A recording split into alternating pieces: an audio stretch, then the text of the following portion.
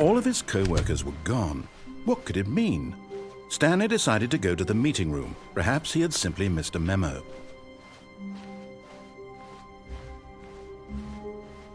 When Stanley came to a set of 2 open doors, he entered the door on his left.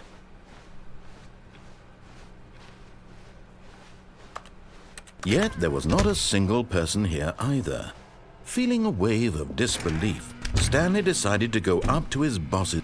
Stanley stepped into the broom closet, but there was nothing here, so he turned around and got back on track. Coming to a staircase, Stanley walked upstairs to his boss's office.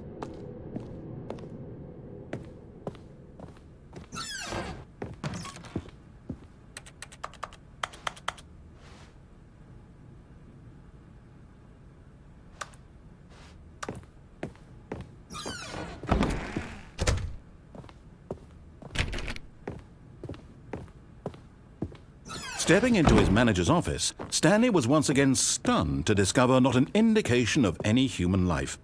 Shocked, unraveled, Stanley wondered in disbelief who orchestrated this. What dark secret was being held from him? What he could not have known was that the keypad behind the boss's desk guarded the terrible truth that his boss had been keeping from him. And so the boss had assigned it an extra secret PIN number, 2845. But of course, Stanley couldn't possibly have known this.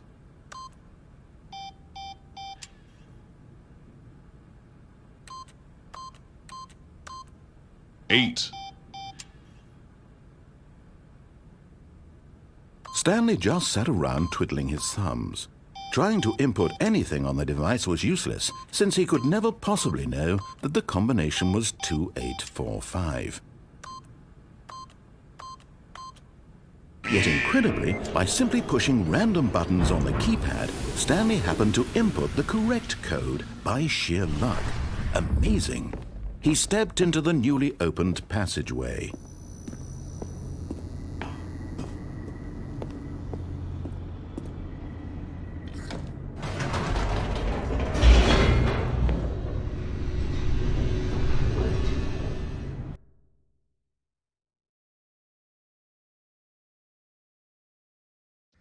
Descending deeper into the building, Stanley realized he felt a bit peculiar.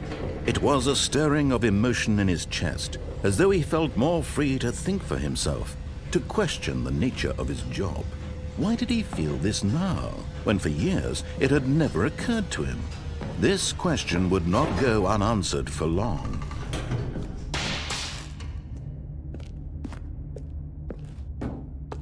Stanley walked straight ahead through the large door that read Mind Control Facility.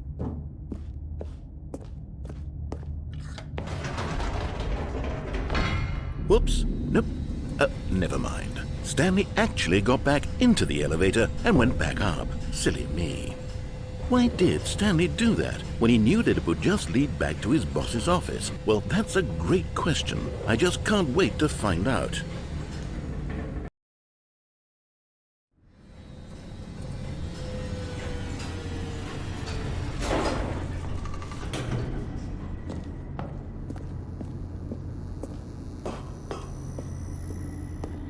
Here we are, Stanley. It's your boss's office. Exactly the way it was before you got onto the elevator.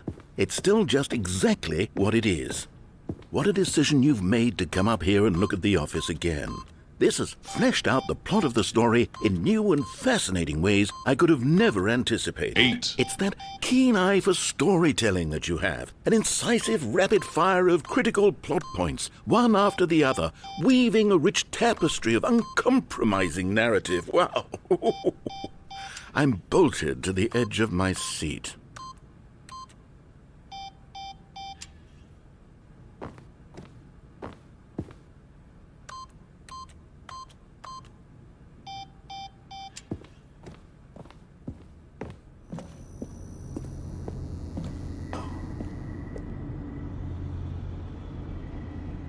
Incredible. Now he's getting back into the elevator and going down again. Ladies and gentlemen, how does he keep coming up with all of this?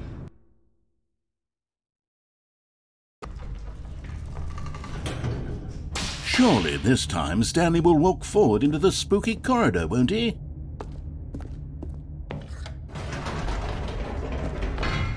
Did you think we were going to go forward down the spooky corridor? No. It's time once again to go back up in the elevator. I can't even begin to grapple with what might be up there. Is it the boss's office again? Or what if it's the boss's office this time? The suspense is killing me.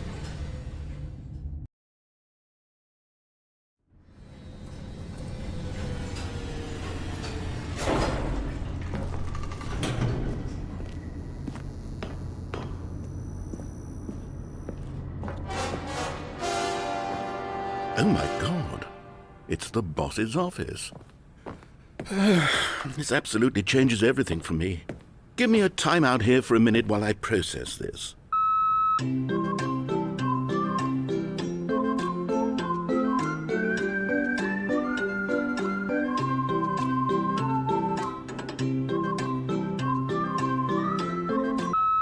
Okay, I'm ready. I'm prepared to embrace this stunning revelation and to move forward with... No, wait. No, I need more time to process.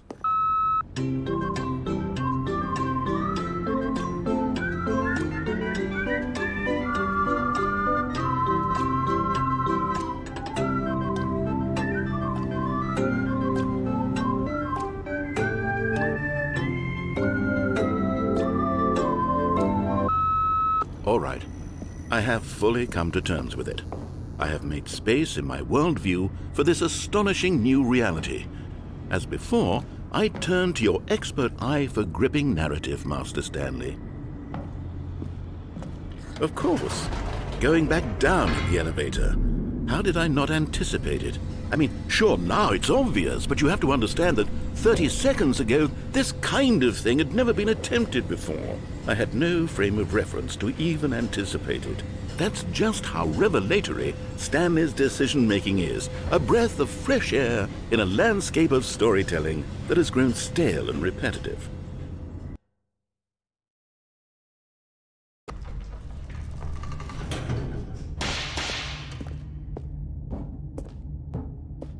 Stanley walked straight ahead through the large door that read Mind Control Facility.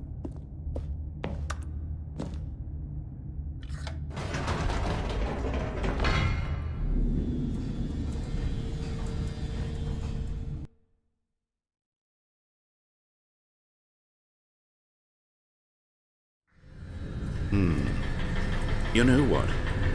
I've just thought of something. Hold on, let's stop for a moment. Don't you realize? It's the anticipation, Stanley. You and I, we have no way of knowing what will be at the top of this elevator. But the suspense, the agony of waiting and anticipating and having to guess, that's the real thrill. Oh, I simply don't want to let that feeling go. It's so precious, so fleeting. Why don't we take this elevator ride nice and slow? There we go. Isn't this so much more exciting? You know, Stanley, it seems like nowadays the only thing that audiences want is to be shocked as loudly and frequently as possible. They want big, explosive moments flung right in their faces from the very moment that things get started. But where's the tension? Where's the trust in the audience to build a slow and nuanced appreciation for the story, the characters? Why aren't we given time to imagine the surprises, to have to think and to anticipate and then to marvel at the eventual reveal? This is storytelling, Stanley. What you and I are doing right now. This is the most exciting narrative to be developed in years. And it's really all because of you. You're the one who took this bold step of revisiting the exact same locations over and over. Truly, I mean it. This is unique and different. It's not like anything else out there. You see, I want stories that surprise me, Stanley. I want to have to think. I want to be engaged and not pandered to. We're being fed such unimaginative drivel all the time, and we all know it, which is why we're so starved for content that makes us feel sharp and vital and alive. That's why people like you so much, Stanley, because you're not afraid to spit in the face of tradition. You're a role model, you know? People look up to you, which is why Oh, I didn't know when to spring this on you, but, well, I've gathered a little press conference for you, so that you can talk about your work and your storytelling and your life. Yes, I know you're not much for the public eye, but I thought it would especially mean a lot to the people who have been following you from the beginning. They really look up to you, Stanley. I don't know if you realize the impact you have on them. This is the kind of gesture that might leave a tremendous impact on them for the better. Oh, good, we're here.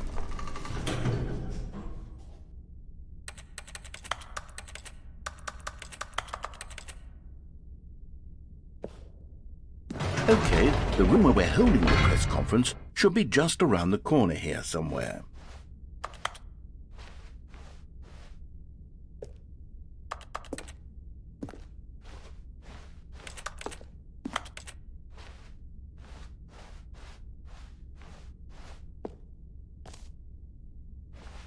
Ah, yes, here it is, just through this door.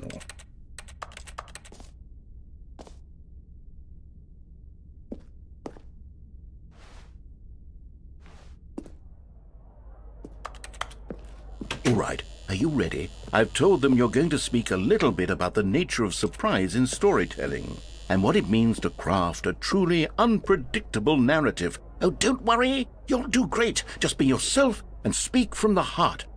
I'm really proud of you, Stanley. Okay, it looks like they're ready for you. Go get 'em.